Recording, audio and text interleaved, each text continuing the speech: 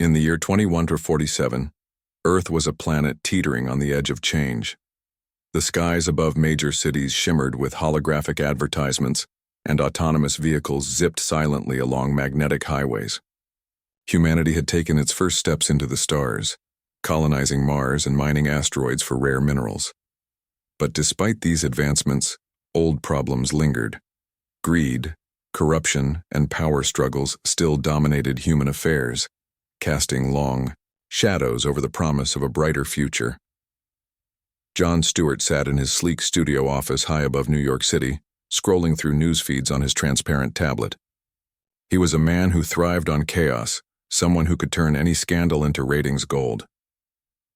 As the host of Galactic News Tonight, one of the most popular shows on the Galactic News Network, GNN, he was known for his sharp wit and unrelenting pursuit of controversy. His signature style involved taking down public figures, politicians, scientists, activists, with calculated precision, leaving them red-faced and humiliated before millions of viewers. Tonight's target was Karoline Leavitt, an astrophysicist, whose name had been making headlines across the globe.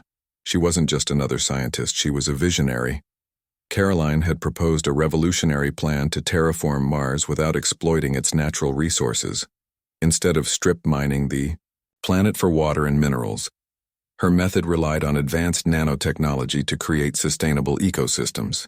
It was bold, daring, and completely at odds with the profit-driven goals of corporations like Nova Corp, GNN's biggest advertiser. Jon leaned back in his chair, a smirk playing on his lips as he reviewed the notes prepared by his research team. They'd dug up plenty of dirt on Karoline. Her early failures, her clashes with academic peers, even rumors about her personal life.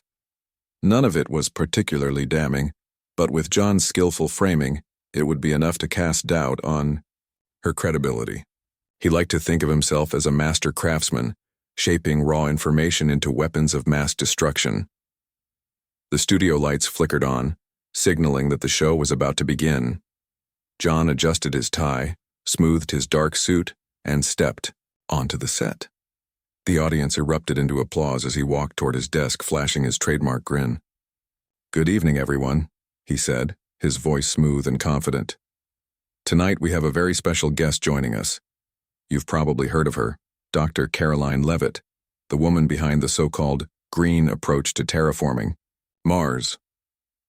Karoline entered from stage left, dressed in a simple yet elegant navy blue dress. Her blonde hair was pulled back into a neat bun, and her piercing blue eyes scanned the room with quiet determination. She smiled politely at the audience, then shook hands with Jon before taking her seat. Despite the warmth of her expression, there was something guarded about her demeanor, as if she knew what was coming. "Well, Dr. Leavitt," Jon began, leaning forward slightly, "your proposal has certainly sparked a lot of debate. Some people call it groundbreaking, while others say it's wildly impractical.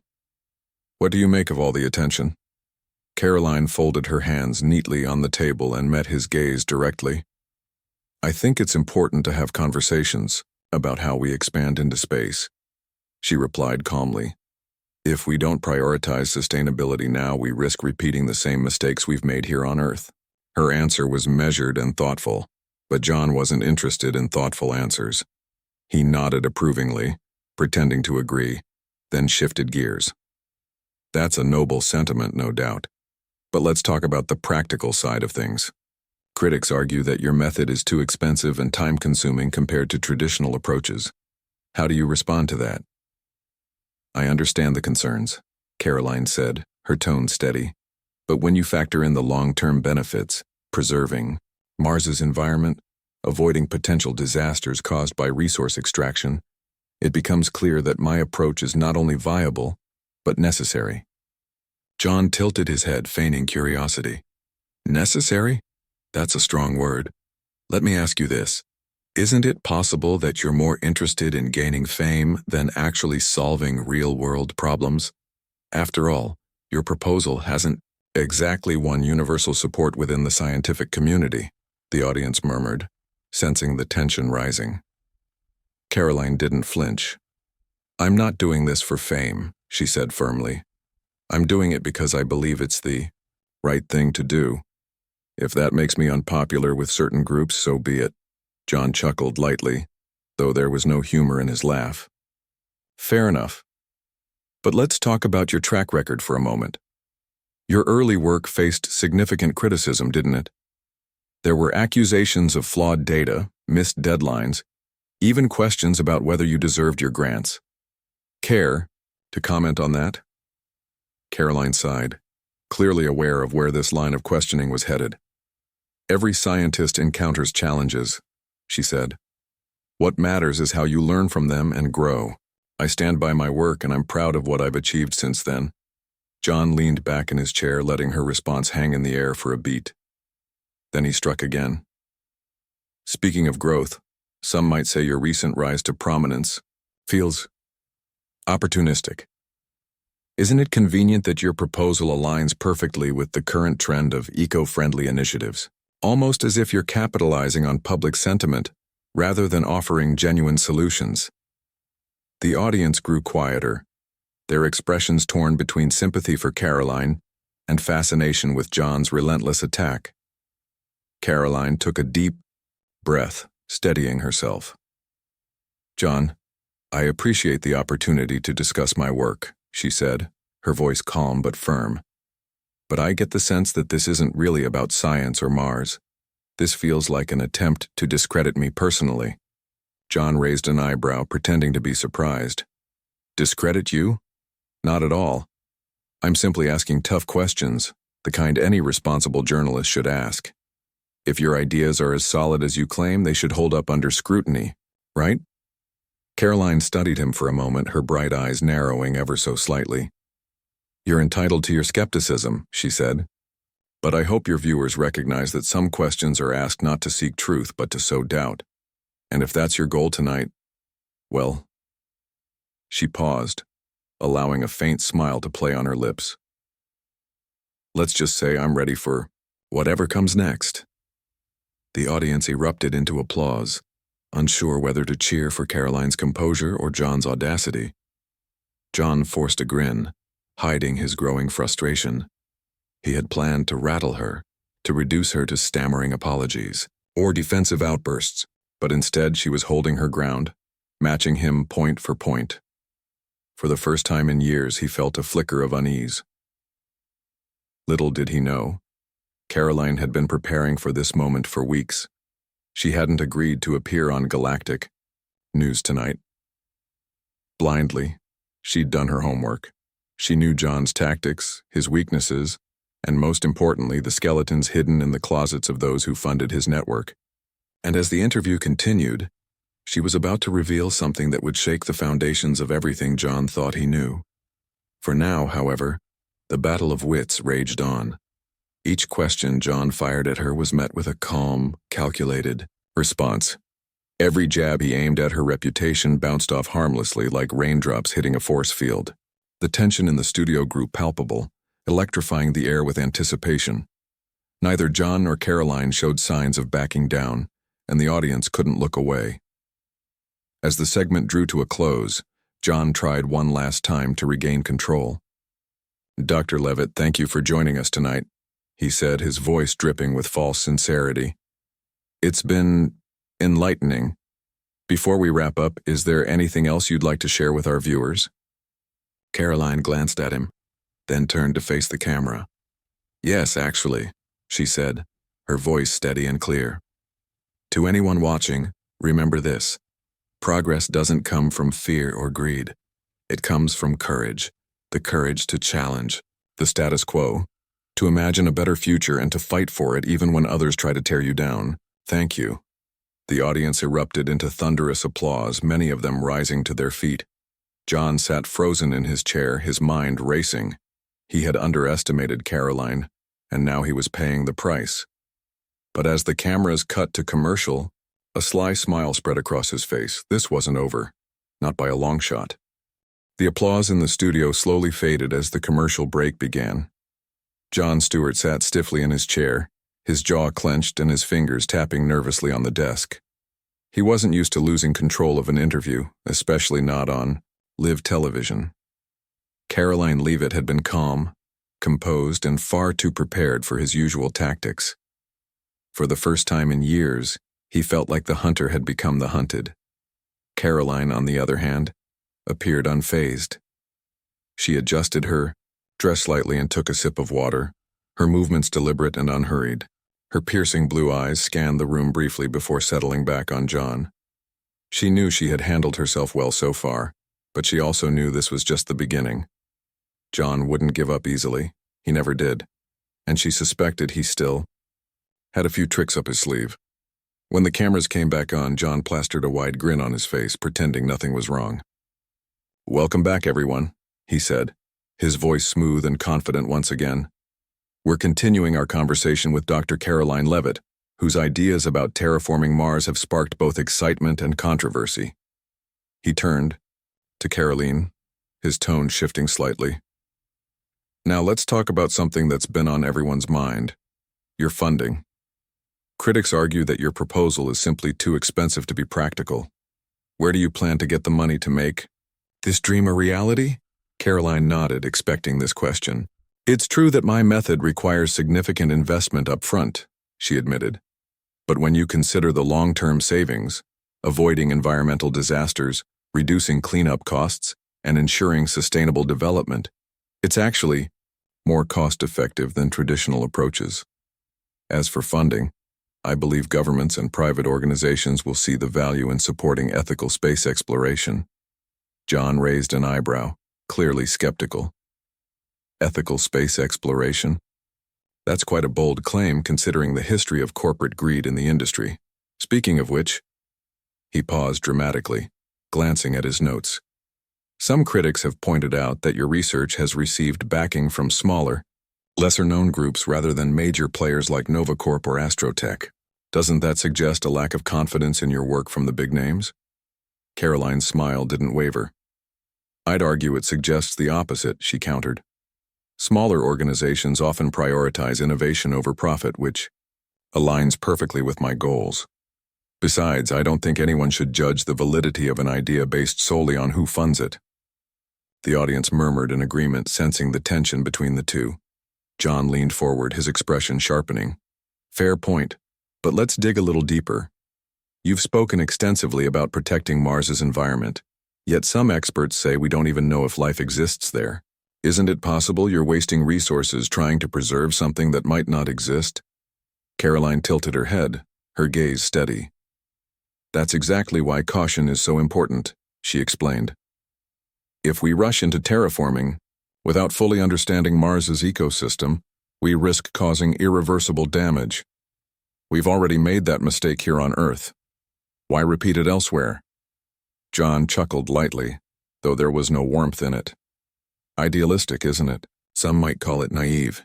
After all, humanity's survival depends on expanding beyond Earth. Shouldn't we focus on what's practical rather than chasing utopian dreams?" Karoline's eyes narrowed slightly, but her voice remained calm. "Practicality doesn't mean abandoning ethics. Survival shouldn't come at the expense of destroying everything in our path. If anything, it's short-sighted to prioritize immediate gains over long-term sustainability."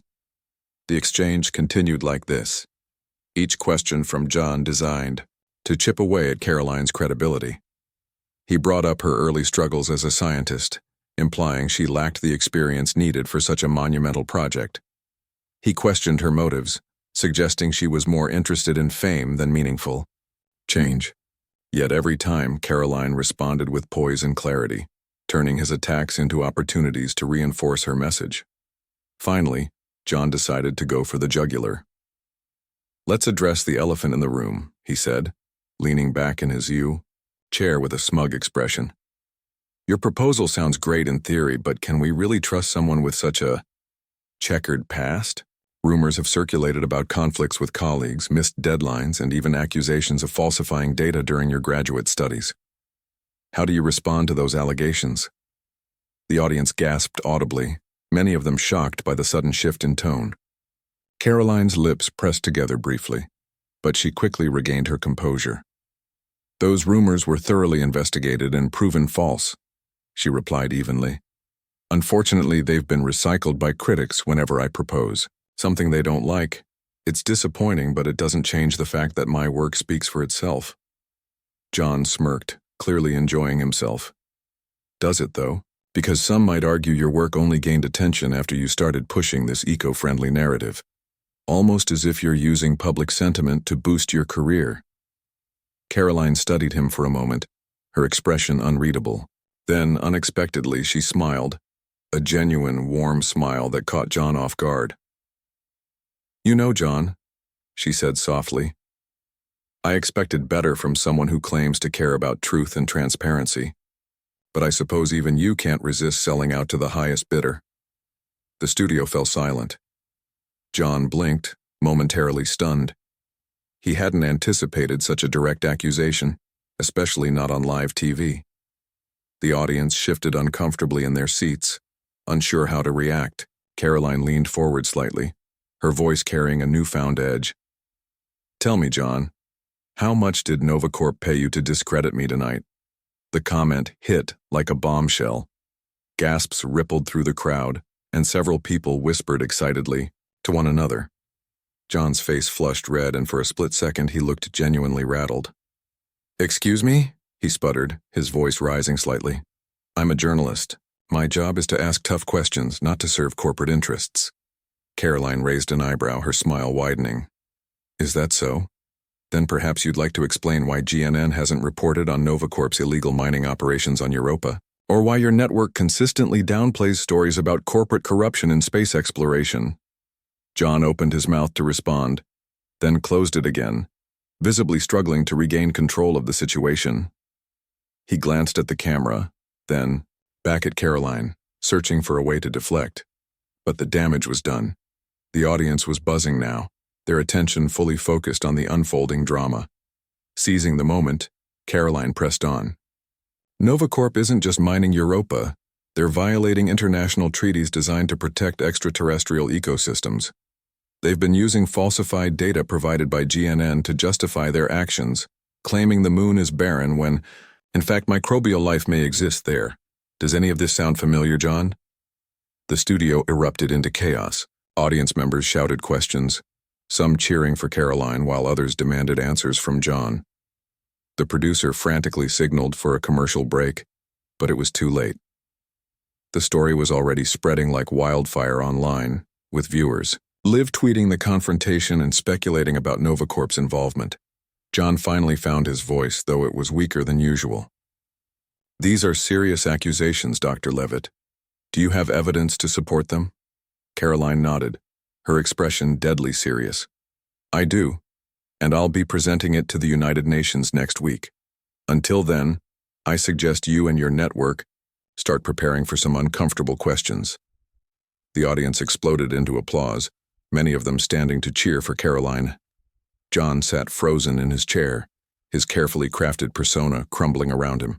For the first time in his career, he had been outplayed, and on live television no less. As the segment ended and the cameras cut to commercial, Karoline rose gracefully from her seat, ignoring Jon's attempts to salvage the interview. She walked off stage to thunderous applause, her head held high. Backstage, Alex Rivera, her trusted friend and cybersecurity expert, greeted her with a grin. "You did it," Alex said, clapping her on the shoulder. "The whole world's talking. About Europa now." Karolina nodded, though her expression remained sober. "This is just the beginning," she said quietly. "Novacorp won't take this lying down.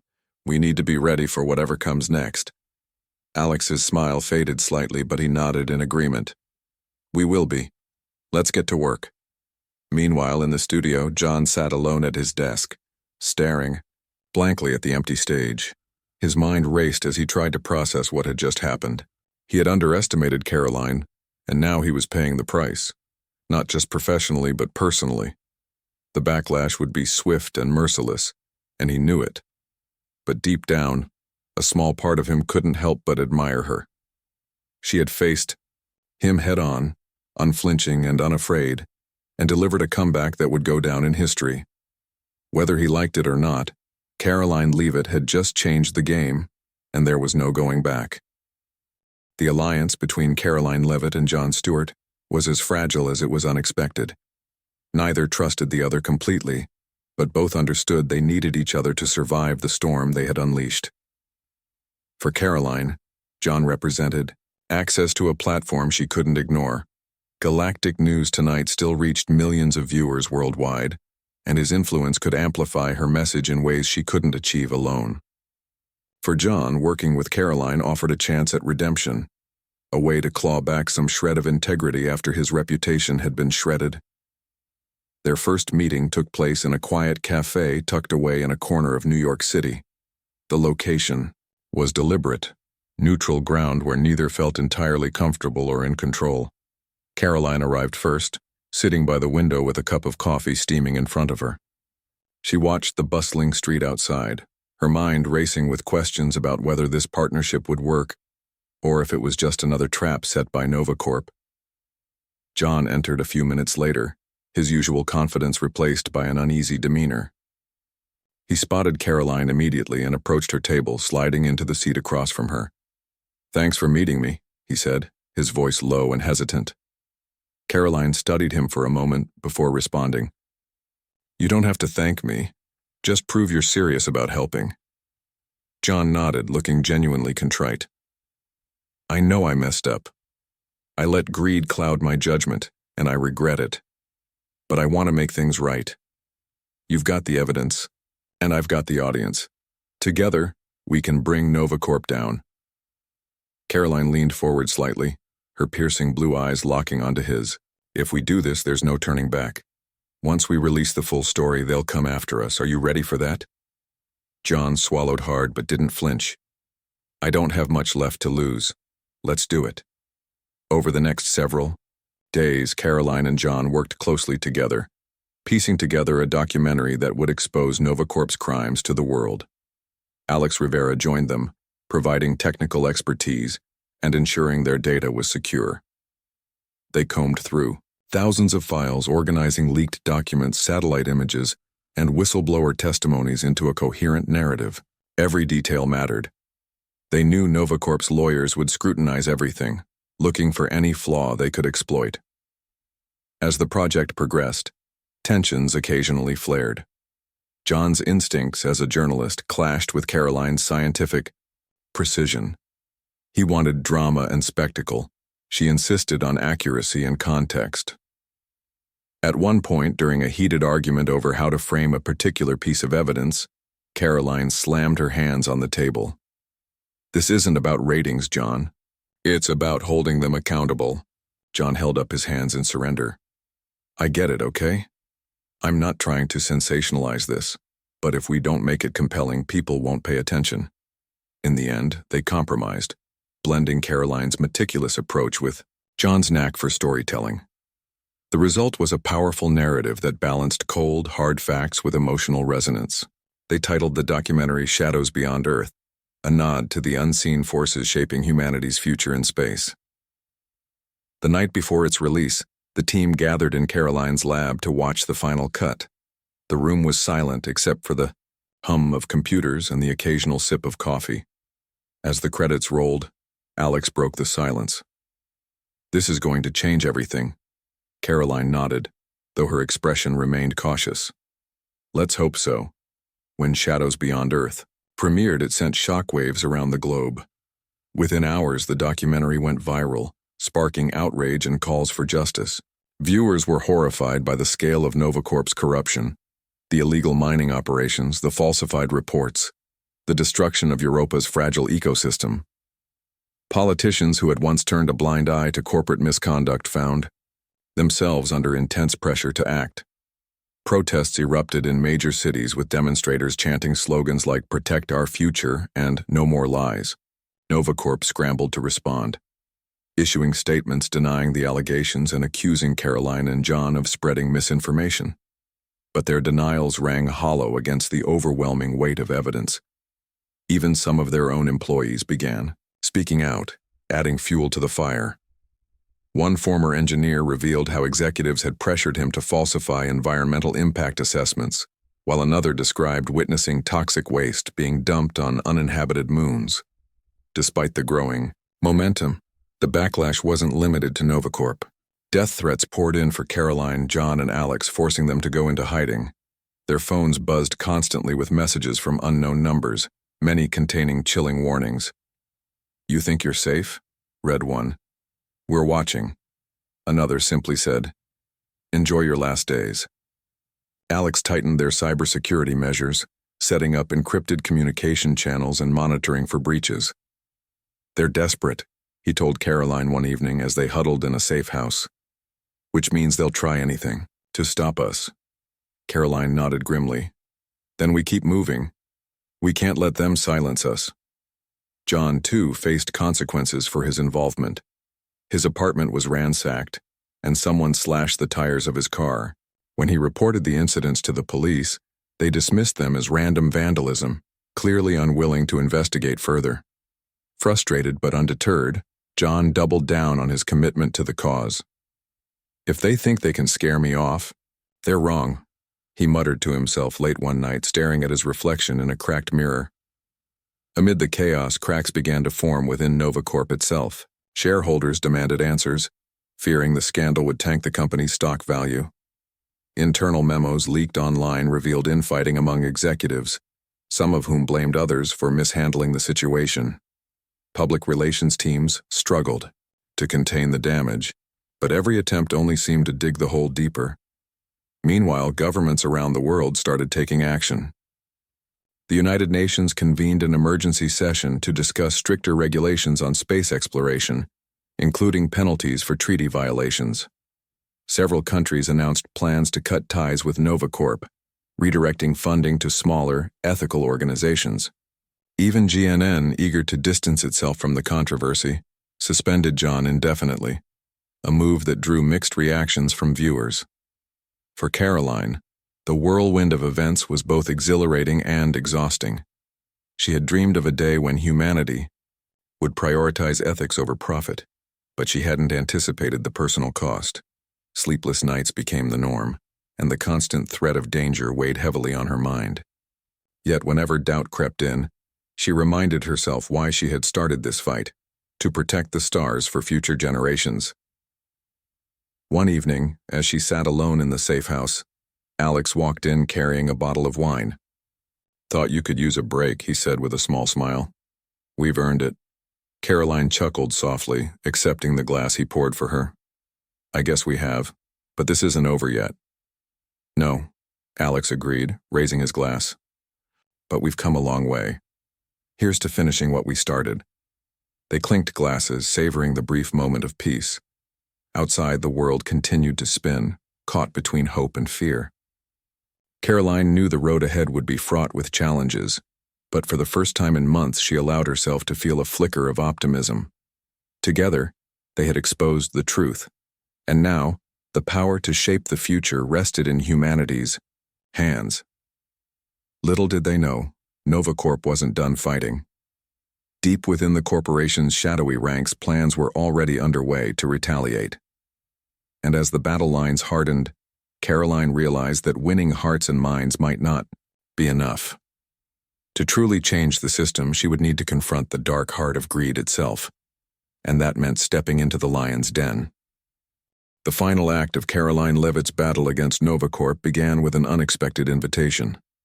It arrived in the form of a sleek, encrypted message delivered to her secure tablet one quiet morning. The sender was anonymous, but the content left no room for doubt about its origin. "Meet us at the old orbital station," it read. "Come alone if you want answers." Karoline stared at the screen, her heart pounding. She knew the risks. This could be a trap designed to silence her once and for all, but she also knew that ignoring the message might mean missing a chance to uncover the full truth. After a tense discussion with Alex and Jon, who both urged her not to go, Karoline made her decision. "If they're willing to talk, I need to hear what they have to say," she said firmly. "This isn't just about me anymore, it's about stopping them before they destroy everything." Armed with nothing but her wits and a hidden recording device, Karoline boarded a private shuttle bound for the abandoned orbital station orbiting Earth. The journey was eerily silent, the vast emptiness of space pressing down on her as she gazed out the window. When she arrived, the station loomed before her like a ghostly relic of humanity's past ambitions, a crumbling monument to greed and neglect. Inside, the air was cold and stale, the dim lights flickering intermittently. Karoline moved cautiously, through the corridors, her footsteps echoing in the stillness. Finally, she reached the central chamber where a group of shadowy figures waited for her. They wore dark suits and masks, their identities obscured. One of them stepped forward, his voice distorted by a voice modulator. "You're brave to come here, Dr. Leavitt," he said, his tone unreadable, or perhaps foolish. "I'm here because I want the truth," Karoline replied, her voice steady despite the fear gnawing at her insides. "What do you want?" The figure gestured toward a holographic display that flickered to life, showing maps of Europa, Mars, and other celestial bodies marked with red zones. "This is only the beginning," he said. "NovaCorp has plans far beyond what you've exposed. Entire ecosystems are at risk, not just on Europa but across the solar system. And we're not the only ones involved." Karoline's eyes widened as she absorbed the information. "Who else is funding this?" she demanded. The figure hesitated, then spoke slowly. "Other corporations, governments, even some of your allies have ties to these operations. The corruption runs deeper than you realize." For a moment, Karoline felt the weight of despair pressing down on her. How could she fight an enemy so vast and entrenched? But then she straightened her posture, her resolve hardening. "Why are you telling me this?" she asked. "What do you gain?" "We're tired of being pawns," the figure admitted. "We joined NovaCorp believing in progress, but all we've done is destroy. If you can stop them, if anyone can, it's you. Use this information wisely." With that, the figures turned and disappeared into the shadows, leaving Karoline alone in the eerie silence of the station. She stood there for a long time, staring at the hologram until it faded into darkness. Then, clutching the data chip they had left behind, she made her way back to the shuttle. When Karoline returned to the safe house, Alex and Jon were waiting anxiously. Without a word, she handed over the chip, which contained detailed plans and incriminating evidence linking dozens of powerful entities to NovaCorp's schemes. As Alex analyzed the data, the magnitude of the conspiracy became clear.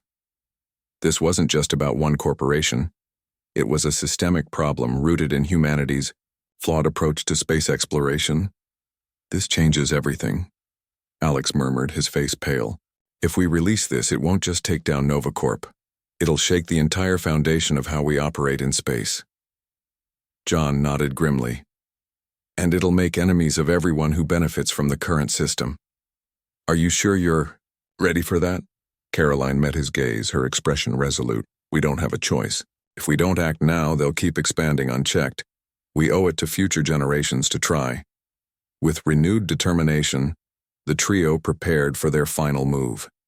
Using the new evidence, they crafted a comprehensive report detailing the extent of the corruption and presented it to key figures within the United Nations, along with a plea for immediate action.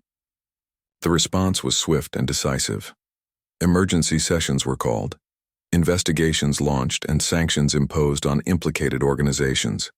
NovaCorp's stock plummeted, and top executives were arrested amid public outrage. But the victory came at a cost. Death threats intensified, forcing Karoline and her team to remain in hiding. Protesters clashed violently with corporate enforcers in major cities, while rival factions within NovaCorp waged internal wars for control. The world teetered on the brink of chaos, caught between hope for reform and fear of collapse. Through it all, Karoline remained steadfast. She gave interviews, wrote articles, and testified before international bodies, using every platform available to advocate for ethical space exploration. Her message resonated deeply, inspiring grassroots movements and policy changes worldwide. Slowly but surely, the tide began to turn. One evening, months after the initial revelations, Karoline stood on a balcony overlooking New York City. The skyline glittered with promise, the hum of activity below a testament to humanity's resilience. Behind her, Alex and Jon joined her, each carrying a drink in hand. "To the stars," Alex said, raising his glass. "And to those who protect them," Jon added, clinking his glass against Alex's. Karoline smiled faintly, joining the toast. to a better future. As they stood together under the night sky, Karoline allowed herself a rare moment of peace. The road ahead would still be difficult, filled with challenges and setbacks, but for the first time in years she felt hopeful. Humanity had taken a step toward redemption, and she had played a part in making it happen. In the distance, a shooting, star-streaked across the heavens, a fleeting reminder of the infinite possibilities waiting beyond Earth. Karoline watched it fade, her heart swelling with determination. Whatever came next, she would face it head-on, knowing that the fight for a brighter future was worth every sacrifice. The aftermath of Karoline Leavitt's explosive interview spread like wildfire across the globe. Within minutes, social media platforms were flooded with reactions. Hashtags like Expose Novacorp and Save Europa trended worldwide, drawing millions of views, shares, and comments. People debated fiercely about Novacorp's alleged crimes, GNN's role in covering them up, and Karoline's bold accusations. Some praised her courage, calling her a hero for standing up to corporate greed. Others dismissed her claims as baseless conspiracy theories, accusing her of grandstanding for attention. Jon Stewart, meanwhile, found himself at the center of the storm. His face was plastered across news outlets and memes, often accompanied by captions mocking his failed attempt to humiliate Karoline. Critics labeled him a corporate puppet, while supporters defended him as a journalist doing his job.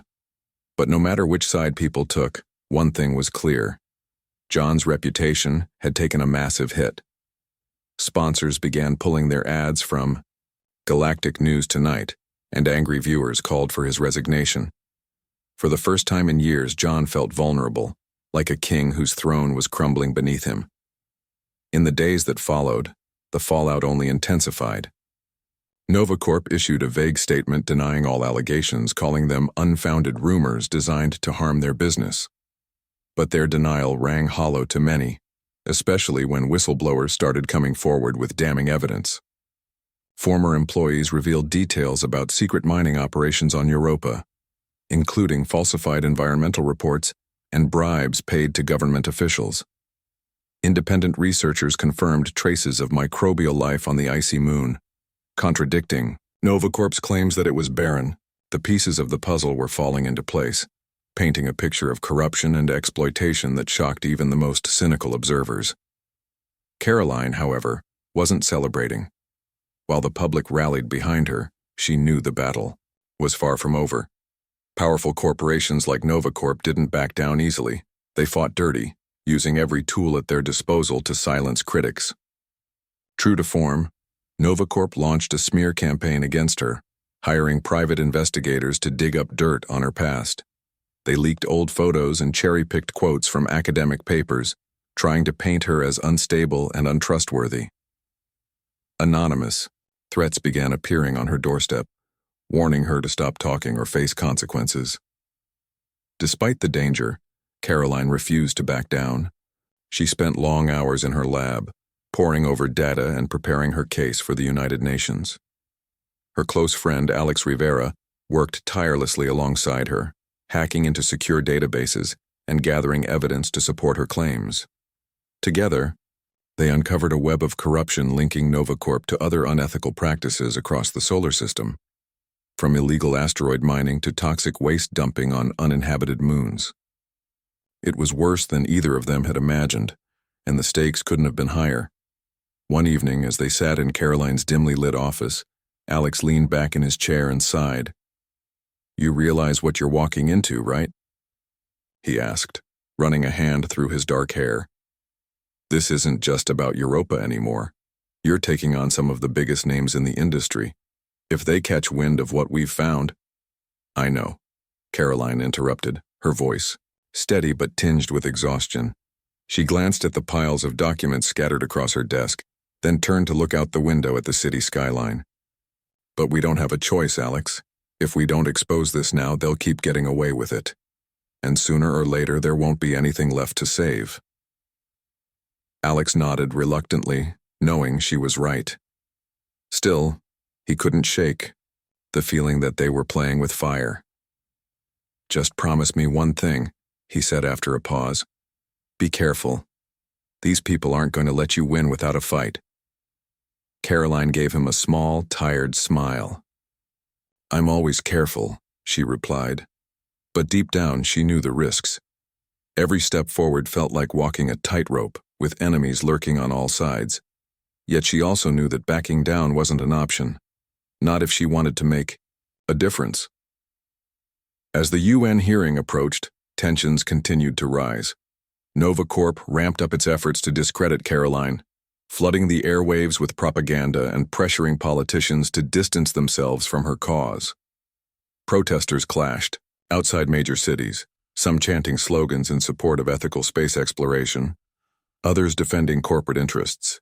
The world seemed divided, caught between hope for a better future and fear of rocking the boat. On the morning of the hearing, Karoline stood before a mirror in her apartment, adjusting the collar of her suit. Her reflection showed a woman who looked calm and composed, but inside she was a bundle of nerves. This was the moment she had been working toward, a chance to present her findings to the global community and demand accountability. But it was also the moment where everything could fall apart. You ready? Alex asked, stepping into the room. He carried a sleek tablet containing the evidence they had gathered, its screen glowing softly in the dim light. As ready as I'll ever be, Karoline replied, forcing a smile. She grabbed her bag and followed him out the door, steeling herself for whatever lay ahead. The UN headquarters buzzed with activity as delegates from around the world gathered in the main assembly hall. Cameras lined the walls, capturing every movement, while reporters jostled for position in the press area. The atmosphere was electric, charged with anticipation and uncertainty. When Karoline entered the room, accompanied by Alex, the crowd erupted into murmurs. Supporters clapped and cheered while skeptics watched her with narrowed eyes. As she took her place at the podium, Karoline scanned the sea of faces before her. Presidents, prime ministers, ambassadors, all eyes were on her. She took a deep breath, steadying herself, then began to speak. Ladies and gentlemen, she said, her voice clear and strong despite the weight of the moment. We stand at a crossroads in human history. For centuries, we have dreamed of reaching the stars, of exploring new worlds and expanding our horizons. But today, those dreams are threatened, not by lack of technology or resources, but by greed and short-sightedness. She paused, letting her words sink in, then continued. What I am about to present is not just my work, it is the truth. A truth that has been hidden, distorted, and ignored for far too long. NovaCorp, one of the largest corporations operating beyond Earth, has been conducting illegal mining operations on Europa, violating international treaties designed to protect extraterrestrial ecosystems. Worse still, they have falsified data and manipulated public opinion to justify their actions, claiming the moon is barren when in fact, microbial life may exist there. Gasps rippled through the audience as Karoline displayed images and documents on the large screens behind her. Charts showed discrepancies in NovaCorp's environmental reports, while satellite imagery revealed scars on Europa's surface caused by heavy machinery. Audio recordings played snippets of conversations between corporate executives discussing bribes and cover-ups. Each piece of evidence added to the growing mountain of proof, leaving little room for doubt. When she finished speaking, the room fell silent. Delegates exchanged shocked glances while reporters scrambled to file stories. Then slowly applause began to build, starting with a few individuals and spreading until the entire hall erupted in cheers. Karoline exhaled deeply, feeling a mix of relief and triumph wash over her. She had done it. She had exposed the truth. But the victory was short-lived. As the hearing concluded, chaos erupted outside the building. Protesters clashed with security forces and rumors spread that NovaCorp operatives were attempting to sabotage the proceedings. Amid the turmoil, Jon Stewart appeared unexpectedly, pushing his way through the crowd toward Karoline. Dr. Leavitt, he called out, his voice strained but sincere. Can we talk? Karoline hesitated, unsure whether to trust him. After everything he had done, she had no reason to believe he wasn't still working for NovaCorp. But something in his expression, desperation perhaps or regret, made her pause. "What do you want, Jon?" she asked, crossing her arms. He glanced around nervously, then lowered his voice. "I know I messed up. I let them use me, and I regret it. But I can help you if you'll let me. Together we can take them down." For a moment, Karoline considered refusing. Jon had tried to destroy her and she owed him nothing. But then she remembered Alex's words. "We don't have a choice. If exposing the truth meant working with former enemies, so be it." "Fine," she said finally, her tone firm. "But if you're lying to me, Jon, I won't hesitate to expose you too." Jon nodded, looking both relieved and terrified. "Fair enough." As they walked away together, surrounded by chaos and uncertainty, Karoline felt a flicker of hope. The road ahead would be difficult, filled with challenges and dangers. But for the first time in a long time, she believed real change was possible and she was determined to see it through.